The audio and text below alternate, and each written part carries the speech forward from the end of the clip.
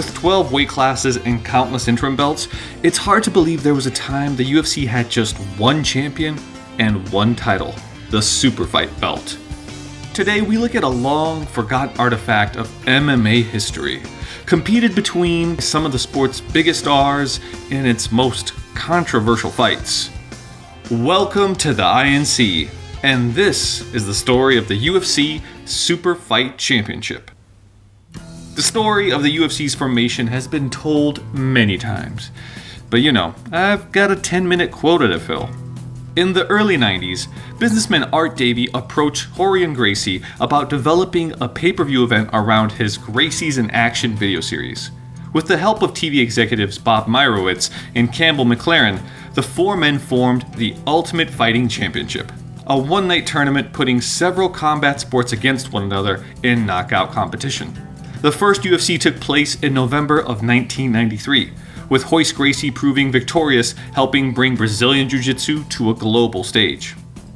The UFC continued with the tournament structure for the next three events, but by 1995 the company began looking at different ways to format their product, believing the tournament format was growing stale and that marketing pre-scheduled matchups would help pay-per-view buys. Part of this had been fueled by UFC 3, which was built around a match between Gracie and shoot fighter Ken Shamrock, only for both men to withdraw from the bracket before the final. Unsurprisingly, Gracie and Shamrock were chosen to compete in the historic bout.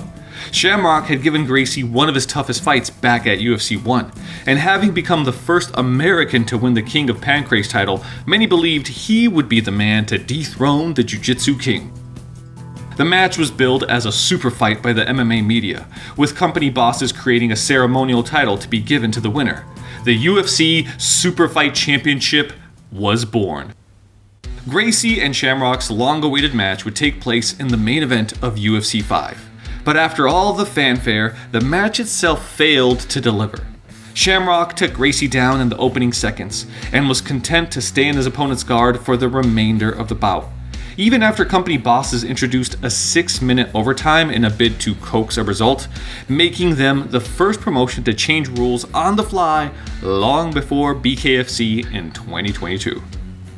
After 36 minutes, referee John McCarthy called an end to the bout, and with the promotion not yet using judges, the match was declared a time limit draw. While seen as fair given the circumstances, one of the most vocal critics was Gracie, believing the decision to introduce time limits ran counter to the ethos of Brazilian Jiu-Jitsu. Gracie would leave the UFC shortly after and not return for 11 years. It would be up to Bellator to give fans the trilogy fight nobody asked for.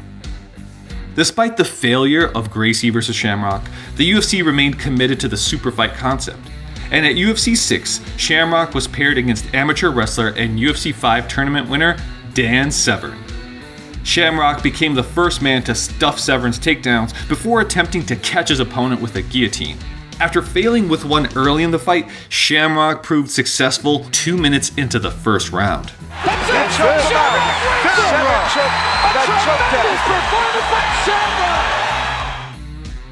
Shamrock's win made him the first title holder in UFC history, the action-packed fight making amends for his weak performance against Gracie 3 months earlier.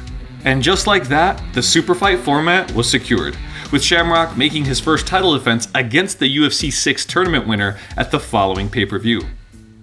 The man in question was Oleg Taktarov, a judo and sambo black belt who'd previously worked as a combat instructor for the KGB, before transitioning to MMA, where he'd built a 7-1 record. Shamrock and Taktarov were close friends outside the cage, with the Russian later admitting he took the fight begrudgingly and fought with the aim of not wanting to hurt his opponent. It proved a major factor in the fight, with Taktarov spending much of the fight in Shamrock's guard as the champion landed sporadic shots from the top. 33 minutes were not enough to separate the two. The fight was declared a time limit draw, with Shamrock retaining his belt as the incumbent champion. Shamrock was set to make his next defense against Luta Libre fighter Marco Ruas, but when the Brazilian withdrew due to prior commitments, the call instead went to longtime UFC veteran Kimo Leopoldo. Despite the short notice, Kimo performed much better than expected, reversing Shamrock's early takedown and landing decent shots from the top position. until Shamrock's patented submission game came to the fore just minutes later. Ankle lock, and Shamrock does it, he had the ankle, and he wins it. With Gracie remaining on the sidelines, Shamrock had taken his place as the sport's biggest star, but his ship was starting to take water from all sides. UFC 8 had been marred in controversy, with the Puerto Rican government attempting to get the event cancelled, and Cablevision becoming the first major provider to stop carrying MMA events. It would be the first of many scandals to plague the sport over the coming years. Shamrock's next opponent, meanwhile, would be a familiar foe.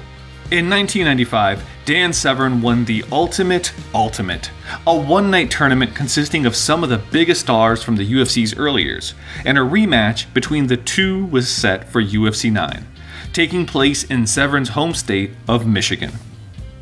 The match, however, came at the worst possible time. Senator John McCain had begun his national campaign against the sport, and the Michigan State Athletic Commission was less than enthused about having the UFC in their backyard. On the day of the show, the commission ruled to allow the show to go ahead. However, they did change some rules along the way, the most famous being outlawing closed fists. While most of the roster ignored the rules, Shamrock and Severn were less willing to rebel. Shamrock due to his role as the sports figure, and Severn not wanting to upset his home turf. As a result, Shamrock and Severn's main event would take place under the Michigan-sanctioned rule set. What followed is regarded as one of the worst fights in UFC history.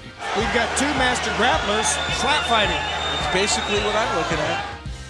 Shamrock and Severn spent the entirety of the fight circling one another, before a brief grappling exchange near the end of the contest.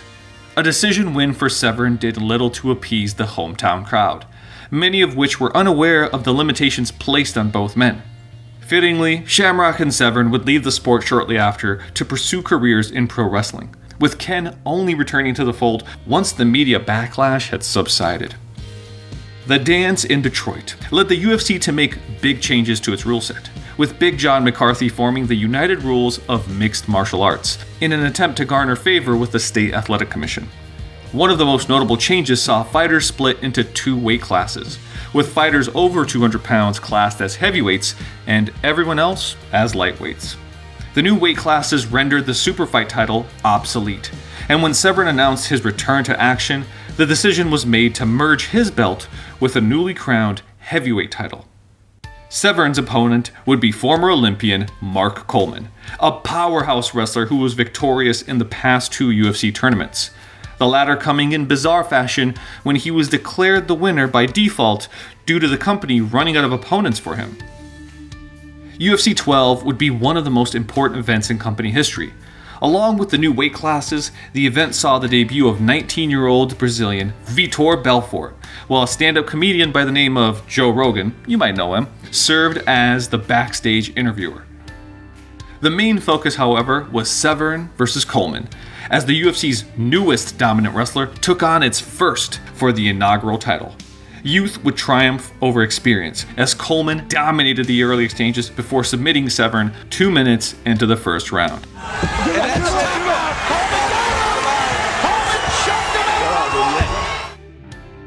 Coleman's title reign would be surprisingly short-lived, losing his first defense to Maurice Smith in one of the biggest upsets in company history. Severn, meanwhile, would lose his next UFC fight to Pedro Rizzo before fighting exclusively on the regional scene, racking up over 100 wins before finally retiring at the age of 54. The Superfight title, meanwhile, would see two spiritual successors. In 2000, Kazushi Sakuraba created his own Saku belt following his win over Ryan Gracie at Pride 11, while Nate Diaz and Jorge Masvidal squared off to crown the sport's only BMF champion at UFC 244. The Superfight title is one of the UFC's most curious footnotes. While its official status is ceremonial, it found itself at the center of some of MMA's most pivotal moments.